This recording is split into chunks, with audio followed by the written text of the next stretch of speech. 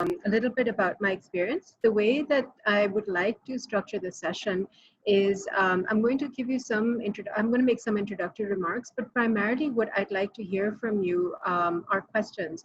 And I'd rather, respond to questions that are of interest to you. So one of your facilitators, Anusha Rayani, she's happy to sort of make a list of the questions. If you can just type them in the text box. Then she will sort of relay the questions to me. I also have some additional questions that Supranan has shared with me. So if I don't hear from you, then I will sort of begin to address some of those questions. So my understanding right now is that there are 6 groups dealing with rural development, the pandemic and health crisis, youth and political engagement. There's one group on corruption and governance. I think there's a group on educational innovation and then one on gender equality and social inclusion. So I'm hoping that, what I will say and what I will discuss, I'll be able to give you examples from each of these sectors as we go along. And if you have any specific, as I said, questions, I'm happy to respond to. So I'll just give you a bit of a background that I started getting into, the area of policy fairly by chance because of my interest in gender equality and looking at laws and policies that were in a way a little bit unfair towards women. So I worked primarily in reproductive health. And one of the areas that we really were looking at, and we started doing advocacy for, was around the Conference on Population Development and the need for indicators in the Millennium Development Goals and then the Sustainable Development Goals later that sort of tracked reproductive health. So one of the arguments being made is that if you don't have data to support the changes that are happening or not happening in this field, there isn't a lot of work that can be done to support policy and law. So that was one aspect of it. That was my entry point in Pakistan. And then when I moved to Arrow, Arrow is the Asia Pacific Research and Resource Center for Women. It's based in KL and Kuala Lumpur in Malaysia, but Arrow works with about 18 different countries in the Asia Pacific region and also has partners in Africa. And again, the advocacy work is around reproductive health, but the interesting model that we have is we work with partners who do advocacy in their own country for policy.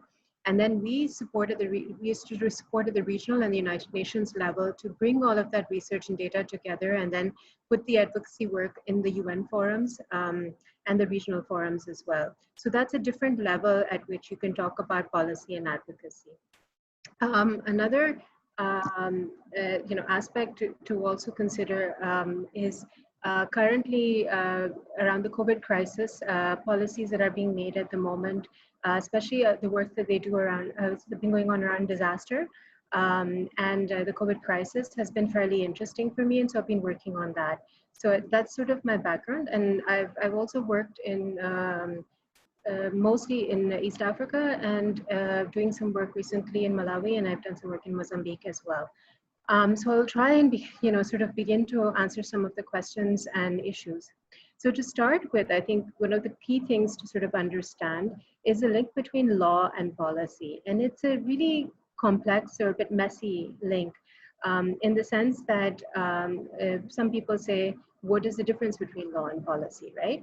So one of the things to understand is law is more about your regulations, your rules, and it has penalties attached to it, right? Whereas policies are more about government intentions. And so those things are fairly important for us to understand. So how do we talk about law and policy? So for example, sometimes it is advocacy we do for a change in law, and that translates into policy. Sometimes, we are trying to fix a policy itself and not so much involved in the law. So there are different ways in which we can put these things together. Sometimes a policy pushes for a particular type of law to be put into place. So for example, in Pakistan, we've had a lot of work that's been done around the domestic violence law, on the sexual harassment law, and recently on the reproductive health and rights bill, which has come through for the province of Sindh. And these have come through with a lot of activism from civil society organizations. And so the dynamics, the timing, the ability to push the political climate, all of these become very important when you're pushing for changes in law or in policy for that matter. And I think it's important to talk about that. So let's talk about the first question, which is what is evidence-based, right? What is evidence-based policy? So the basic idea for evidence-based policy is that it is methods or a discourse that informs policy process. So it's not interested so much in the outcomes of the policy, but in the policy-making process. So what can inform the policy-making process? So that is a fairly important thing to happen, and it depends at what stage you are interested in making that intervention. So for example, if you look at the policy as a whole, you could look at different aspects of the process, right? So you could look at, when are you setting the agenda? So for example, if you take sexual harassment as an area, are you setting the agenda for bringing sexual harassment as an issue on the table? Are you in the phase of constructing a policy? Are you designing the policy now, right? Are you looking at the implementation and the monitoring of the policy, or are you evaluating the policy? So depending on the stage you're at for the policy, you would use different evidence, right? To be able to support it. Now, what's interesting also is that this notion of evidence-based policy making, it comes from also law.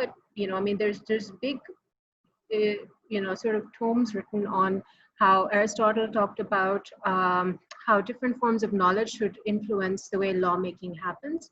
But in general, this discussion or this term, evidence-based policy, hasn't been very common till the late 1990s and 2000.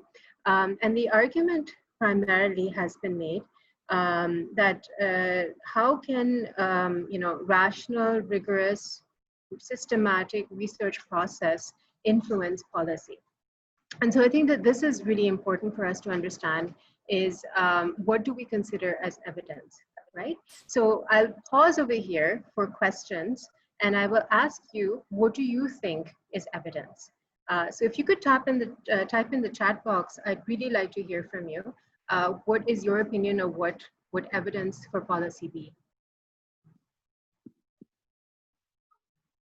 So I see there are about 33 people here. So I'd love to hear from you. What do you think evidence is for evidence-based policy when you break down the term? When we, for example, face violence in families, and that's proved by statistics. Okay. So we're saying statistics. Okay. Yeah. What else? User experience. Okay. Then I see data patterns. Okay. But from what source are your data patterns? You're getting your data patterns. Data supporting your thesis. Okay, but evidence for policy making. So it's evidence-based policy making, right? Sorry, go ahead. Polls. Polls, all right. So polls could be a form of evidence. Anything else people have a list of? So what do you think is evidence is the question? Historical evidence. Could you give me an example? For example, I don't know. Okay, think about it. It's fine. You don't have to give me an answer immediately. You can just type into the box. So I see civil society reports, results and proofs. So what do you mean by results and proofs, Amna Ali? Can you give me an example of what you mean by that? So say, for example, I wanted to push for a policy at a university that there's a law for sexual harassment, right? So the government has decided that there is a law for sexual harassment. And now if you harass somebody, you should be punished and there should be consequences, okay? So now that has to be translated to your university. So say, for example, if your university had to make a policy for sexual harassment, what sort of evidence would convince them that it's important for them to have that policy?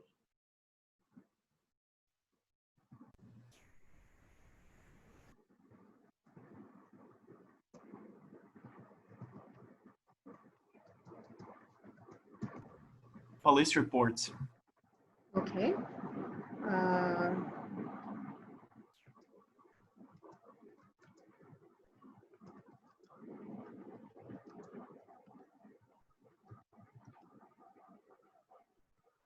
Okay, so filed against the institution, maybe against individuals, yeah?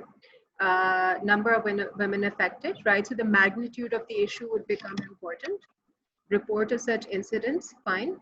Number of women or any other person, it doesn't have to be women who are affected by sexual harassment. Okay, so there could be a research study. So you could do a survey, for example, interviews and surveys, brilliant, okay. So that could be influencing. Now remember that the type of evidence you collect, you have to also look at who is it that you're trying to convince, right? So who are the people? They're administrators, and they have to now develop a policy. So the first thing is to push them to develop that they should agree that this is important, right? The second thing is now what should be the content of the policy? Okay, so now if we're looking at the content of the policy, what should be aspects, what would be evidence that would help with the content of the policy?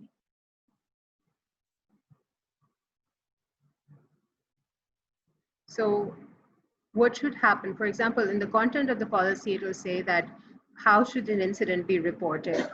What should the penalties be, right? Who should be responsible?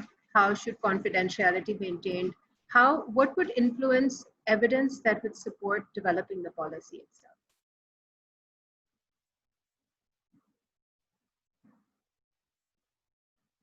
Maybe other policies that are existing.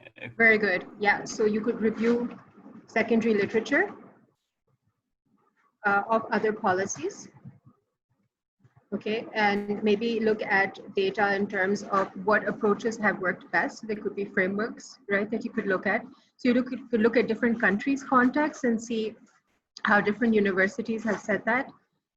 So national state policies are there, but maybe there's a higher education commission policy that you may have, or different models for policy making, right? So what about your referral system and helplines? Maybe there is some evidence to show that the way that you set up a referral system and a helpline that is most appropriate for the context in which you're working. Yeah, so that could be one part of it. So that could be evidence to support the content of the policy. Now let's talk about the implementation of a policy. So if we're looking at implementation of a policy, how do you know that implementation of the policy is working? What sort of evidence would you use there? Change in the data received from polls, from statistics. Right, so you would need some indicators, right? You need indicators to measure change, right? And so you would have to have some sort of a monitoring system to track the evidence coming in to see whether the policy making is effective or not, right? And then you may also come to a point where, well, you've had this policy for a year now. Maybe you've had this policy for 2 years. Now you want to review the policy to see whether it worked or not. So you decide what changes you want to make on the policy based on 2 years of your indicators and the data that you have, right? So there's all sorts of ways and at different levels at which you could use information. So we talked right now, feedback from people, brilliant, that's a really good one. So at the moment, we looked at an institutional policy, right? So the scope and the scale of the policy is fairly small, right? It's manageable, it's doable. But you could have a policy at a provincial level or a district level. You could have one for a particular sector. You could have one at a national level, right? So depending on the scope and scale of the policy, the type of data that you would need may be different, right? Because the type of actors that you have are different. So that's fairly important to also keep in mind, right? So, so you could look at standing reports of committees, you could look at external experts' opinions, you could look at white papers, you could look at policy briefs, you could look at large-scale surveys, and sometimes it's very useful when you have surveys that are done across different countries. So for example, you know, like a gold standard survey, like the demographic health survey, DHS, it's done in almost every country every 3 years. So you can get data from the DHS, and that is fairly useful to support in terms of the quality. So you have to look at the quality of the data, then you have to look at, you know, so secondary data. Another thing to also think about in terms of it is, you know, policymakers want to look at what is going to cost them to implement the policy. So sometimes what you need to do is a cost benefit analysis. So sometimes what you would do is you would actually compare cost and benefit of implementing one type of policy versus another and how much it's going to cost. For example, if you had to set up a referral system or a helpline, how much would it cost you, right? So the implementation costs of the policy versus, say, for example, not having a referral system or a helpline, right? And some people may go for the helpline, some people may not go for the helpline based on the cost of it, right? People also do stakeholder consultations, right? There's something called citizen report cards where communities actually do their own analysis, and this is a lot in the participatory methodologies. So if you're doing a research study, you could easily do like a community-based sort of a change. So for example, if you wanted to change the policy in a health facility, right? About who gets access and who doesn't get access. Community members can do their own sort of like intervention in terms of assessing what sort of who's getting access to services and who's not getting access to services. There's also economic modeling that is done, and then of course there's quantitative and qualitative data. Now, depending on who presents the information and how it's presented, the evidence can be effective or not so effective. So for example, if you have the standing committee of the Senate, for example, who presents a report, that has credibility. Or for example, you have a World Bank report that says, well, you have to lower interest rates and change your fiscal policy because it's not working for you. There's a lot of pressure and there's a lot of politics involved in it as well, right? So evidence on its own is not the only way in which policymaking is made, and everybody knows this. But what we are trying to do is to see whether we can actually use evidence as a way to push for a change in policy and to see how it can work to the best of our abilities. But one of the challenges we have also is that evidence, depending on who produces it and how it's produced, can also have a very negative implication as well. So if you look at the gun control lobby in the United States, for every dollar that is spent on, the lobbyists and the evidence that they keep presenting in the US to say that gun control is not a really good idea, you have lots of money going into that. So you can produce evidence and it can be termed rational and it can be presented in a way that convinces people. So there's a problem with that as well. Let's look at the COVID crisis at the moment. I mean, if you're looking at the US, there's a whole lobby of people who refuse to wear masks. And they're lobbying against this policy of, people having to require mandatory mask usage. Now, there's a lot of people who are presenting videos and stating that, the masks are just not useful. There's no scientific evidence to support it. Everybody's going to get sick anywhere, or, Corona is a conspiracy.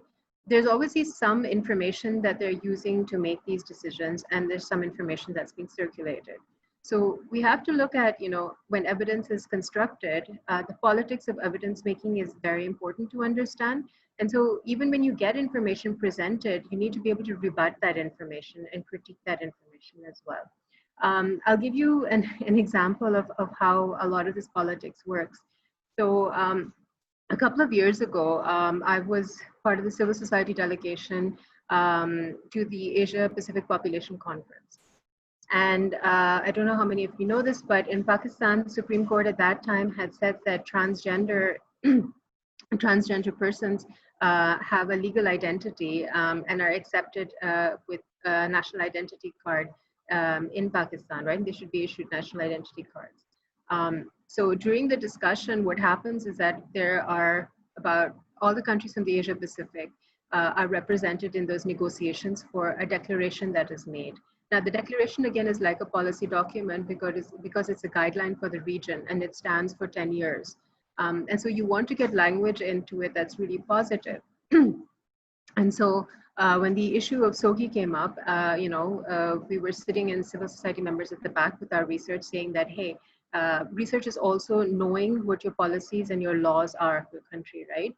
So Pakistan delegation was there, and we were telling them that, you know, you need to stand up and say something about the fact that transgenders in Pakistan, you should protect their rights at the regional level, right? Um,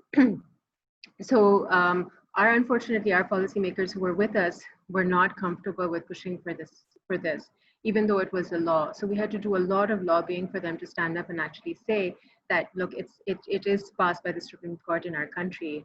Even though the evidence was there, just the willingness to be able to present was very challenging. So finally, one of our delegation from the government actually stood up and put their hand up and said, yes, we support the language for transgenders and their health and public health.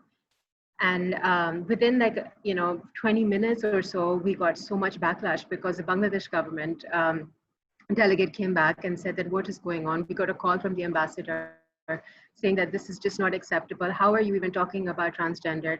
And then apparently we found out there was a back channel agreement that Pakistan and Bangladesh will not talk about transgenders, even though our national law says that we could. So there was a lot of lobbying back and forth, even though we had evidence to support it and our national law to support it. So the politics of negotiations and policy making is very much not just connected to, of course, we know, rational decision making, and has everything to do with, you know, political mandates, your back channel negotiations, your values, your habits, your traditions, right? The pressure groups and lobbying, you know, so this is also challenging on its own. So I'll stop here, and I'm happy now to sort of talk a little bit about different sort of scenarios and questions you may have, because I think that is more important than me continuing to talk. So I'd like to hear from you in terms of what your questions are, and then I can respond accordingly.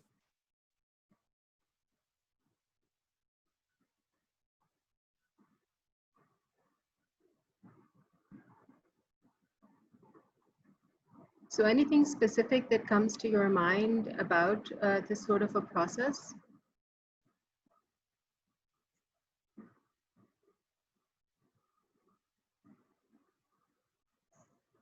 So while people are coming up with questions, usually I think it's important to figure out where you are located in terms of your position on a policy or pushing for a particular issue, because that basically becomes clear from there what your goal is and what change you're looking for.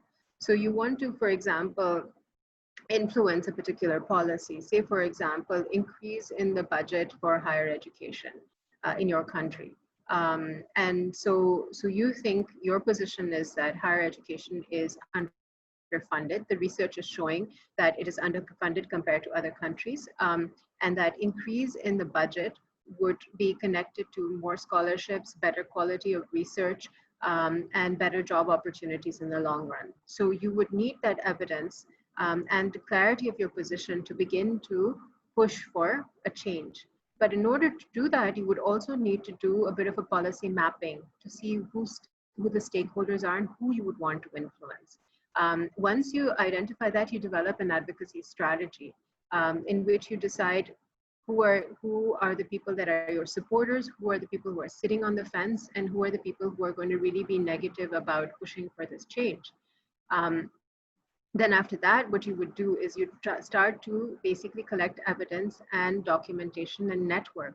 So for us, for policy advocacy, even though you are doing evidence-based, you still need to network, and your connections become really important. And so what you would do is you would begin to lobby with the people that are negative or would basically not support you to see what sort of evidence would convince them to change their mind. And that could include pressure from people that you already are supporting you, using the policy brief that you've developed, such as presenting evidence. It could be, for example, public service campaigns. It could be presenting statistics in a way that are interesting for people. There's different ways you could do it. You could also talk about international coalitions to start to push for this particular argument from outside of the country as well, and use evidence from different countries to compare where your country is sitting in that particular funding for higher education. So there's all these different strategies that you would use. to convince people using evidence. But it's not that simple or easy to just present data and assume that the change in the policy is going to occur or the push for your agenda is going to make it. For example, the reproductive health and rights bill that was passed in the province of Sindh in Pakistan about last year, it took us 20 years to lobby to bring the rights language in. So there's a lot of politics involved in policy, advocacy, and even if the policy or the law, for example, gets presented, it doesn't mean necessarily it's going to translate into policy. And there's a lot of advocacy that needs to be done to then translate it into policy. And once you develop your policy, you still have to have an implementation framework for how it's going to come down to the ground level.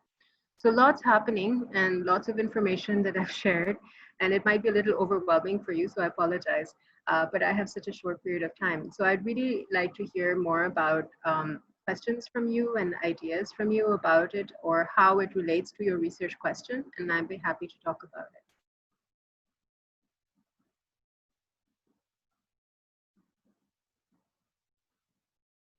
May I ask one question, Dr. Shama? Yeah, sure, go ahead.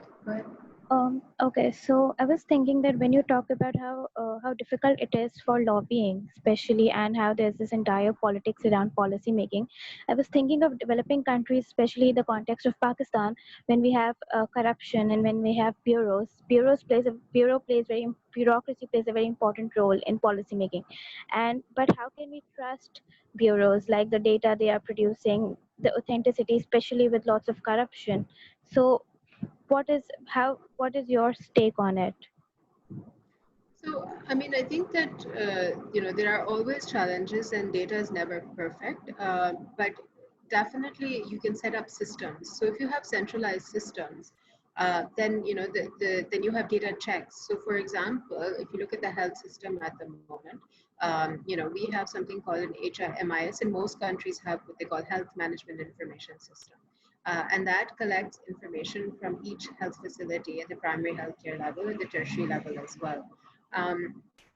The question is, how is that data collected? Is there a check and balance on the information that is being collected? So, for example, you would do a monitoring visit if you were managing the HMIS to a facility to cross-check their register with what is entered in the HMIS. So that's a check that you would put in, right? Then that information is aggregated. So once it's aggregated, how is it actually presented to policymakers is really important. So for example, if you are able to see that births in a facility are going down, facility births are going down, that would be a red flag.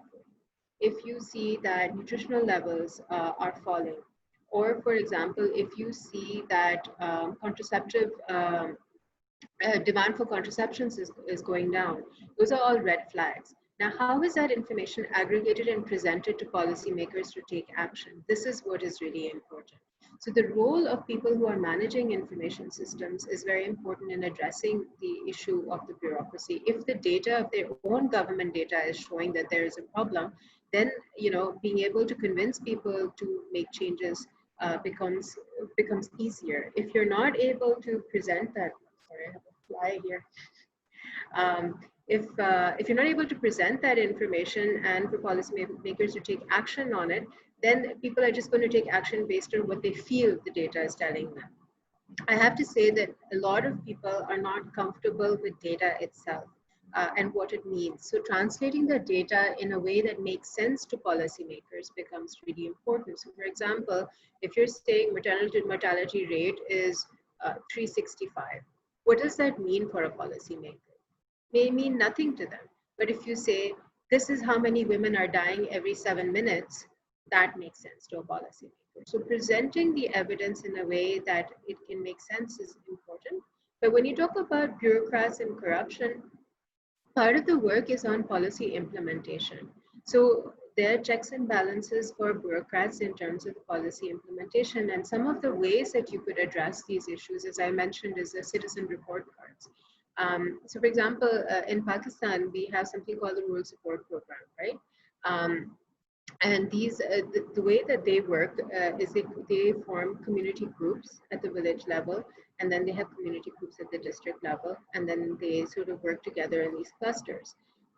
what happens is that at the district level, there's a space for community input into decision making. So it depends on how the structure is set up. So local governance structures are very important to be able to sort of catch corruption. And if you have community involvement in these sort of spaces, you can then begin to lobby using citizen report cards and checks and balances that communities are monitoring their own systems to be able to show the alternative evidence that things are not there. For example, if you say that your policy is to have two teachers in every primary school, and 3 of the communities come to the district level and say, hey, there is no teacher in 3 of our schools, that is basically evidence to say that you need to implement the policy better. So does that help in a way, Anusha, to respond to your question, or would you like me to further elaborate? Yeah, it did make sense that how like even you cannot just go after evidence, you have to present it in a way. So presentation of data is extremely important here. Yeah, and that's why policy briefs are really useful. Like, I'll give you another example. So I was working with the National Disaster Management Authority, which is a federal authority at the national level that is a policy making body. And they have a really great policy on vulnerable groups and disasters. And they also have a really great implementation framework that looks at gender and vulnerable groups. Brilliant documents available online. And when you go down to the provincial level to talk about, people know about these policies and about its implementation, the first thing you hear is that I've never heard about this policy. And what becomes really interesting also is these policies are all in English and they've never been translated or disseminated at the ground level. So knowledge about policies and information is as important as the evidence to support them is too. So that's just another way to talk about it. So sometimes it's not even about, people don't even have knowledge of what the policy is. Sometimes they do, sometimes they don't. But this is a prime example of the fact that, policies talk about vulnerable populations, there's no information about it because it's never been disseminated at the ground level. Okay, so Zulkarnain, you have a question. Can young researchers who are part of the YCR summer program envision themselves feeding into informed policies, perhaps in their respective countries? If yes, how?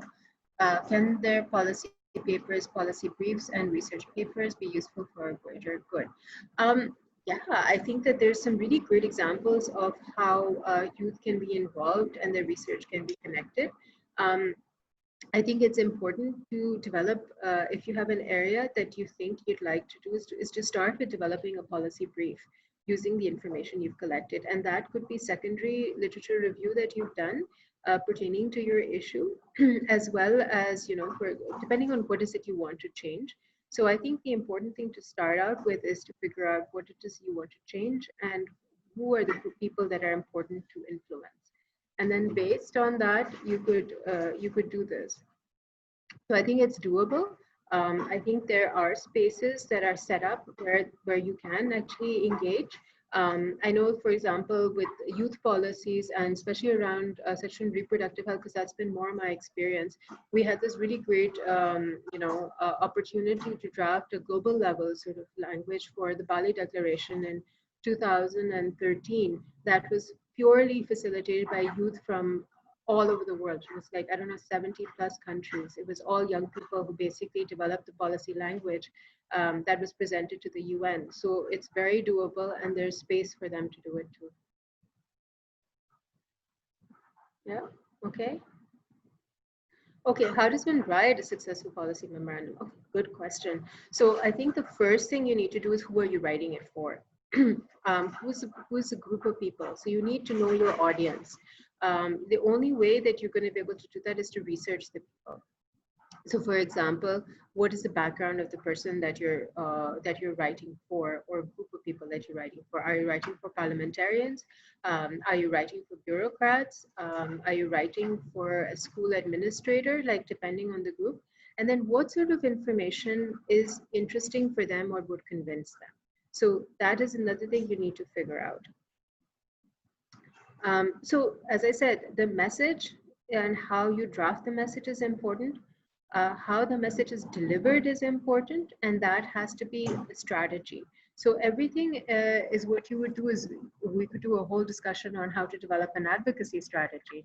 But that is fairly interesting. So you have to do a bit of research and, you know, what sort of, to do some research, for example, you can do focus groups on what type of information convinces parliamentarians.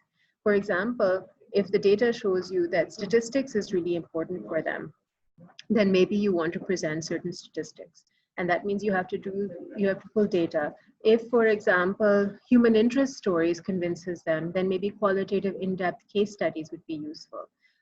If they're interested in looking at the magnitude of the issue, then maybe you want to present data informatics is really important.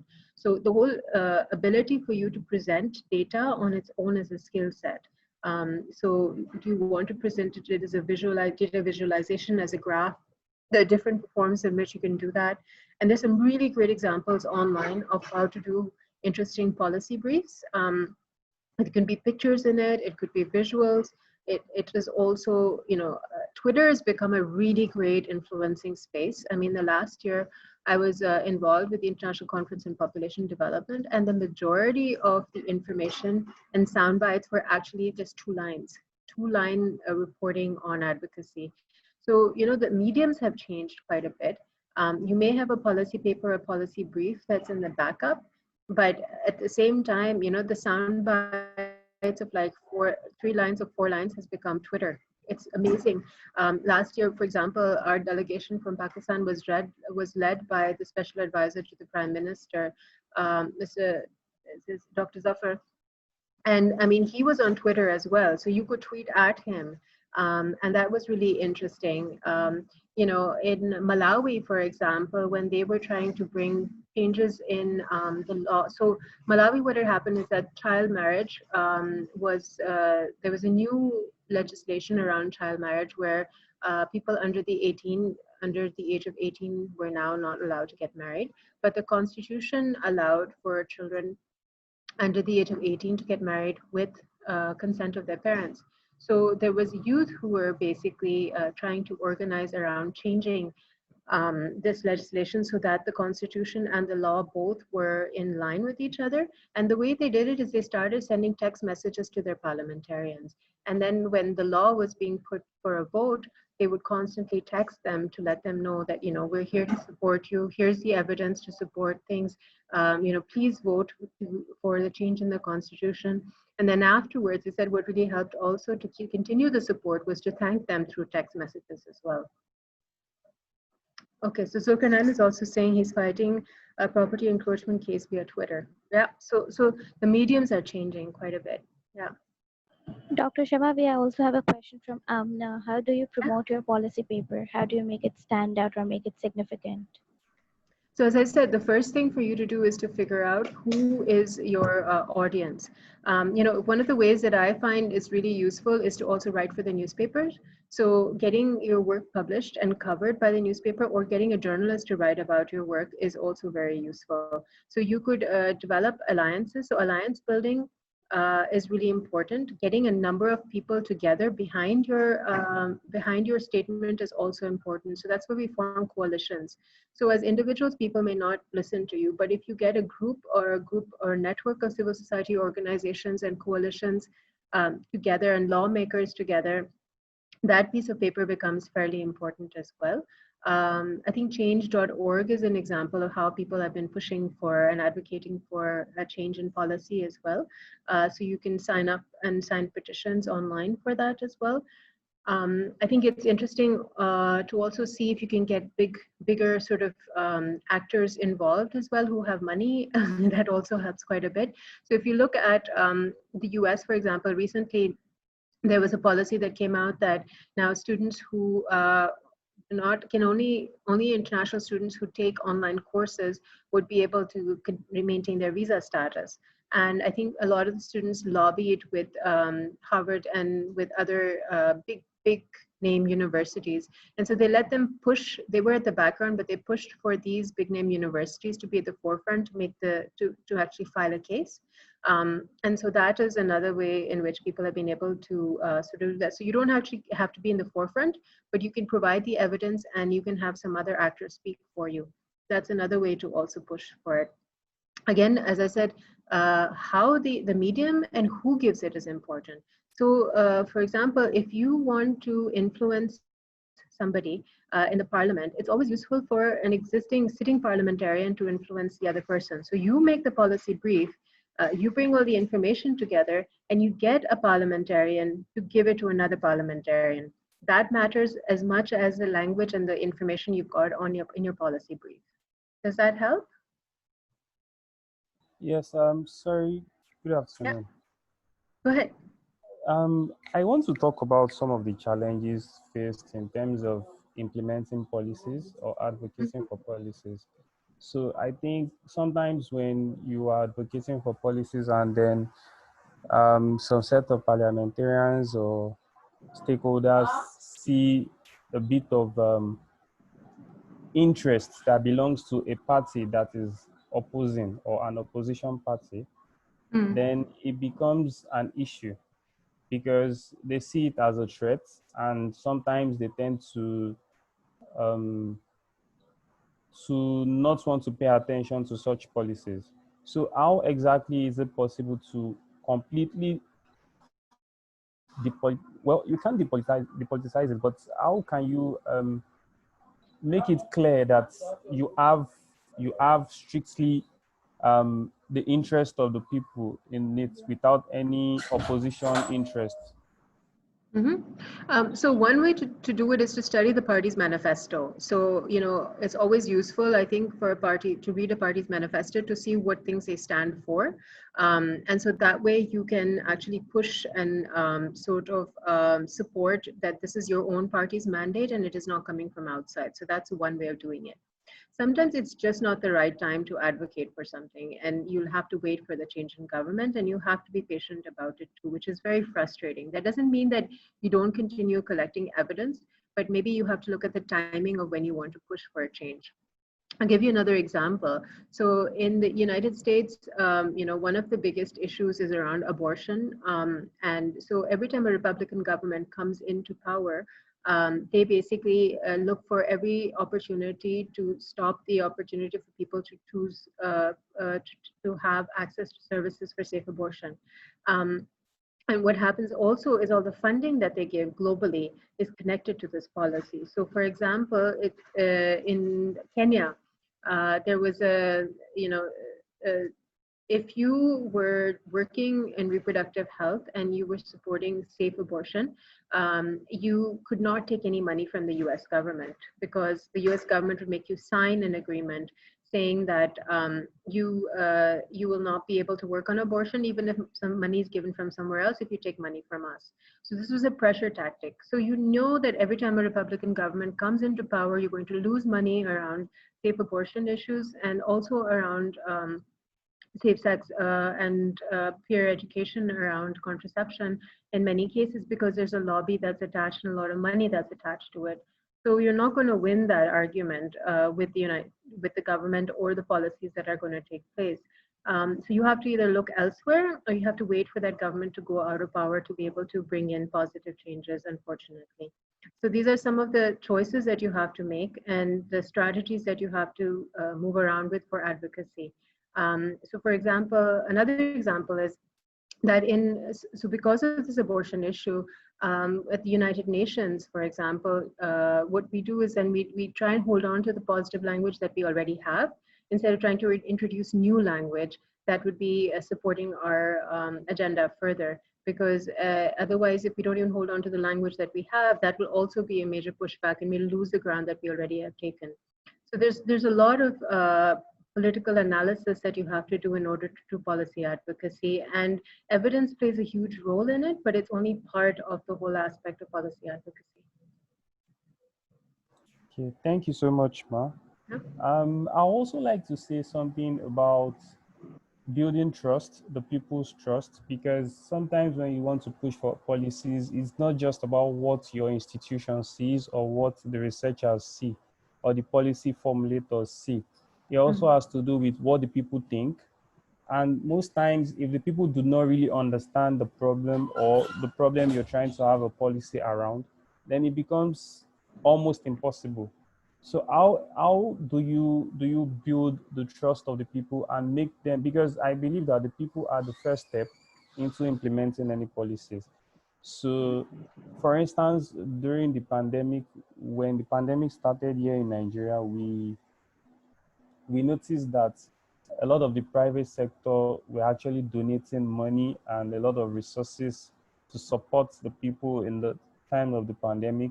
But then the people in government were rather relying on the national treasury. So we thought it was going to be good for them to actually take pay cuts from their own allowances. And unfortunately, we didn't have enough time to actually do a kind of research to develop a proper policy for that, but we just used Twitter. But we didn't also have many people support us, but we knew we had the strategy and we also had the time because it was timely. Everyone knew, okay, that it was a pandemic period, and then people really needed support. So we were able to bank on that.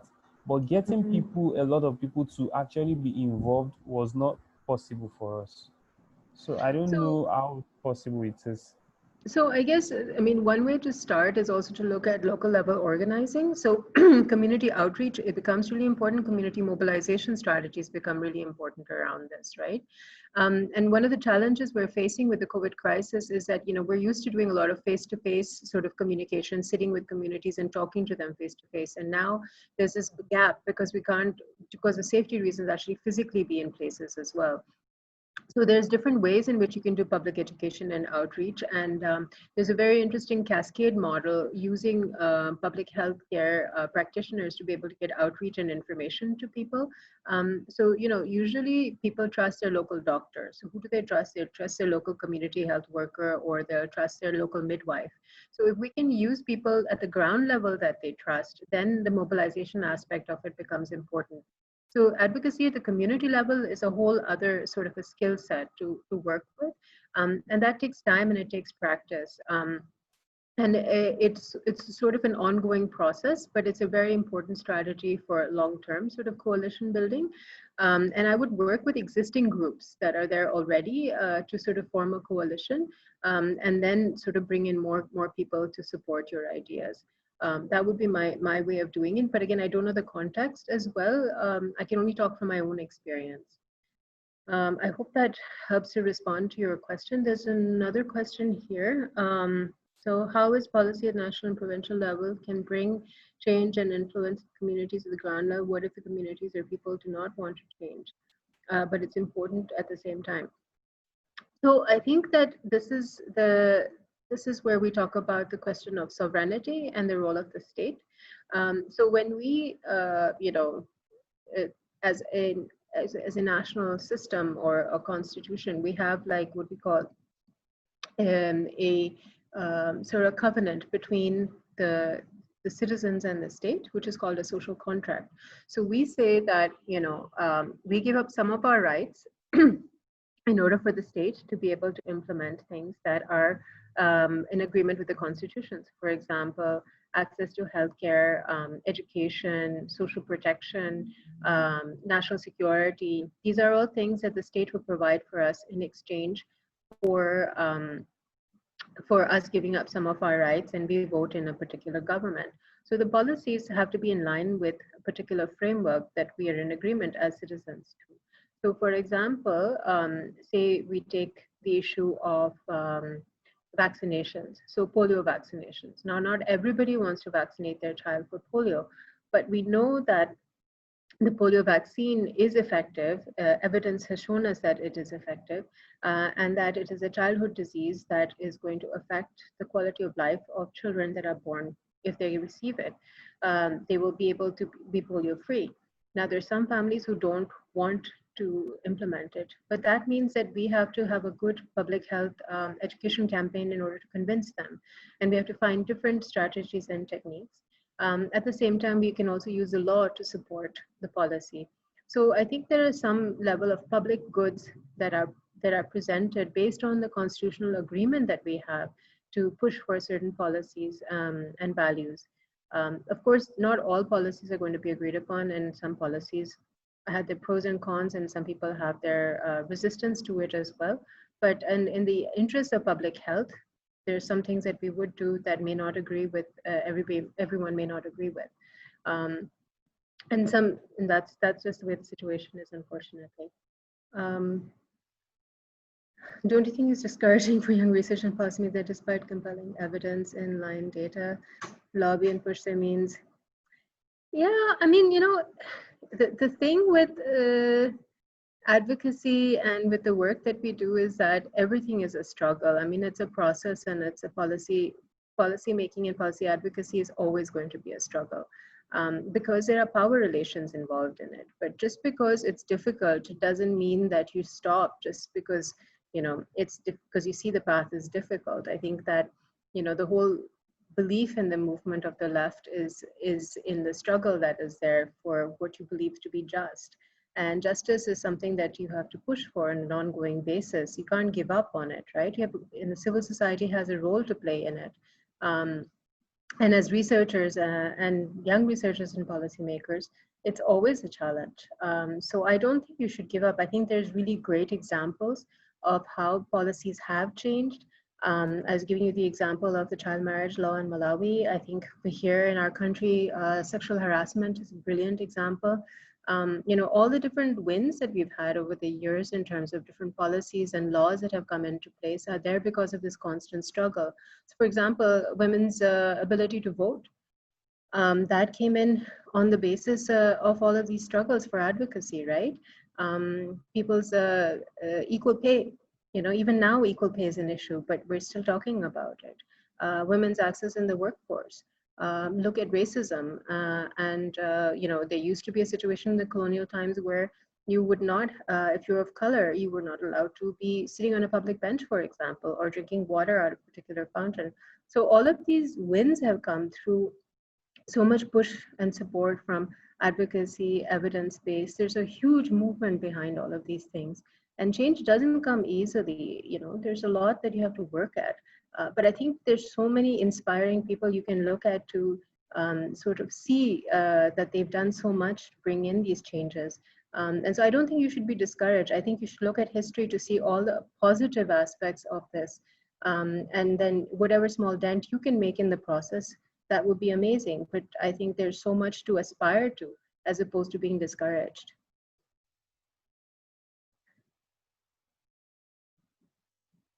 Okay, any other questions people have? Because we're ending towards almost 4 o'clock now, so we're almost done with time.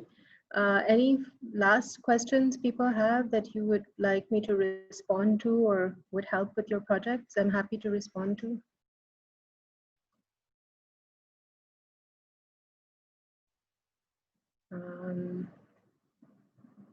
Okay, so Zulkarnain, are you still there? What should we do? Should we end here, or is there anything further you'd like to sort of pose? Yes, I am certainly here. Well, I would repeat, like Dr. Shama has asked, if anyone has any question, please do come forward and pose your question here. If you have any specific question about your own projects that you have, you can even pose those questions. I mean, Dr. Shama can totally respond to whatever concerns you might be having. So please, we can give you like a minute to think, and you can pose your question in case if you have. Yeah.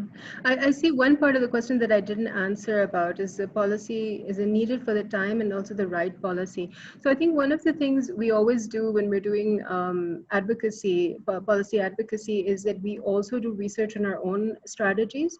So were we able to achieve our strategy? Did it work? Did it not work? Was the messaging useful or not useful? Were we able to achieve our goal or not? What could we do differently? Was this the right political time to do this or not? So you have to keep revising your strategy as you go along. Maybe some of the evidence was not the strongest and we could have thought about presenting it differently. So you also have to do your own research on your own work that you're doing in advocacy to be able to improve the quality of the advocacy and to become more effective each time you do it. So that part of research and evidence development is as important, right? So just responding to the last part of the question there. Yeah, so any further questions that you have that you'd like me to talk about? I'm happy to answer. As I said, you know, it's one thing to just do research, it's just another thing to network, to know people, to have friends in the government, and always remember that you can never change policy without knowing people in the government and working with the state or with the institution that you're in. So be it a university administration. So be friends with people. You don't have to bribe people, but you have to be friends with them and be nice to them.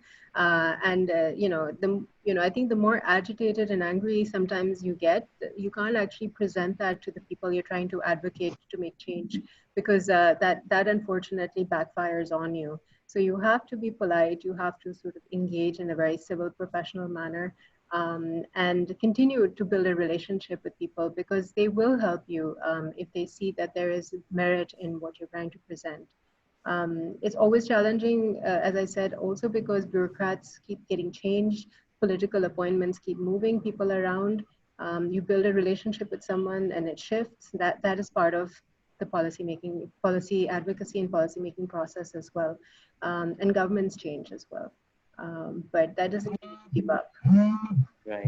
So I think we can formally conclude the session. I have a because... question. Oh, okay, right. So there's a question. Great. Hello, ma'am. I am Abhiya Asgar, and I'm from the group Pandemic and Health Crisis. I would like to ask a question specifically to our research topic, that we are researching on social isolation that is affecting people's mental health. It is creating stress, it is creating depression and anxiety in the people. So we are searching for the coping strategies that people are adopting these days, and some coping strategies are positive and some are negative. So we're going to highlight that which coping strategy is being more preferred by the people. So my question regarding this is that our research topic is referring more to the general public, not to the policymakers. So do you think that this very evidence or this very research can help policymakers in any way? Yes, of course, because look, programs and policy implementation are connected to ground level realities. So, for example, if you are, some of the data is showing that, you know, the positive coping mechanisms are there and there are strategies that can be disseminated, you can definitely, you know, share that evidence with policymakers in terms of their public education and outreach services. So when they actually develop policies for public education and outreach around mental health, they could use your evidence to support some of the recommendations that they're making. There are a couple of helplines that are out there, like for example, Rosen has a helpline for mental health. So they are also tracking, you know, when people call, what are the issues that they're having, how are they resolving, and then they will make recommendations on the basis of that to policymakers to say, this is what needs to be done. Mental health is one of the biggest issues in Pakistan in general, even before the pandemic, and we just don't have enough mental health providers. So this, again, maybe if your research shows that there's a lack of mental health providers and access to mental health providers is really important, then that could be a policy recommendation you can continue to make to policymakers, depending on what level at which you're doing the work at. Does that help? Does that respond to your question? Yeah? Okay. And any other questions?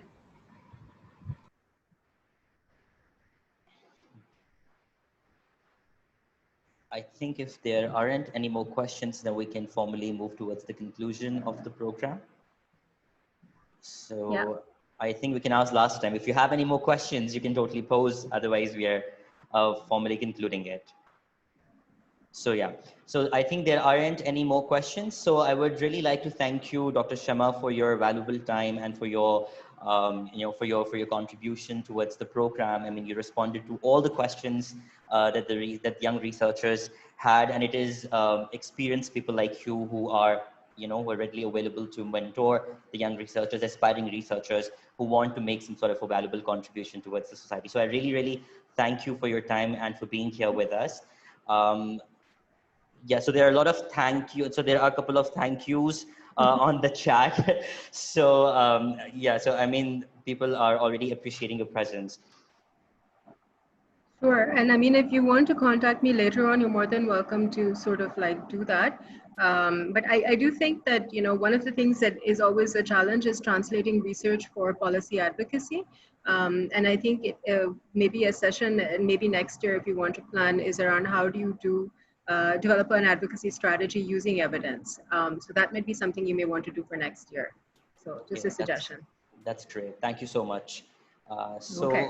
With that, I'll just simply, furnish some concluding remarks. So I think the topic that we discussed today was extremely valuable, and Dr. Shama highlighted some very important facets of it. Because, what is evidence? What is good evidence? What are different types of evidence? What is the audience that you are actually focusing on? And for whom and who are you trying to pitch your particular issue that you want to raise and make it a policy agenda? So I really liked Hamza's question, which was posed on the chat, and he said that we already have a lot of evidence. And in spite of that, we have to kind of, we have to do this coalition, and we have to build connections and strategize. So the thing is, of course, there is a lot of politics involved in policy making, but then at the same time, one important thing we also need to realize is that policymakers, even if they genuinely are addressing issues, they also have limited time, and they also have limited space and resources to consider all the different issues that they might be considering. So you have to make sure that you make your particular issue, which is also a public issue, and highlight it enough in order to make it seem like a policy agenda. So I suggested some of the streams and some of the models that you can, of course, refer to in order to understand. Like, for example, multiple streams model, it says that this is a whole lot of a garbage can. If you look at the society, this is a whole lot of a garbage can in the sense that there are problems, there are also solutions. But the third stream in there is politics. And all these streams, when these three streams together converge, it is when the window of opportunity opens. And that's where you get an opportunity to kind of make and accentuate the problem that you want to highlight and make it a policy agenda. So, so you're already working towards amazing problems. These are very, very pertinent issues. But along with that, we'll also see how we can how we can together hone our advocacy skills, because those are important for you to actually make a real-time contribution towards the societal good that you're aiming for. So with that being said, I wish you luck for the rest of the summer program. And I thank again Dr. Shama for your presence today, for your valuable time, for your valuable contribution, and for amazingly responding to all the questions that were posed. And I thank every one of the young researchers who were present here for the session. And thank you for participating and posing questions. Those were really insightful. So with that being said, please take care of yourselves. Dr. Shama, take care of yourself. All the researchers, please do take care of yourselves and your families and everyone around you. So yeah, with that, yes, there is a hand raised. Anusha, you were raising your hand. You want to say something? No, it was just by mistake. Okay, right. Okay, perfect. Okay. So with that, my pleasure. Thank you very much. Thank you so much, Dr. Shama. So with that, I'm formally ending the call, and yeah, so take care of yourselves.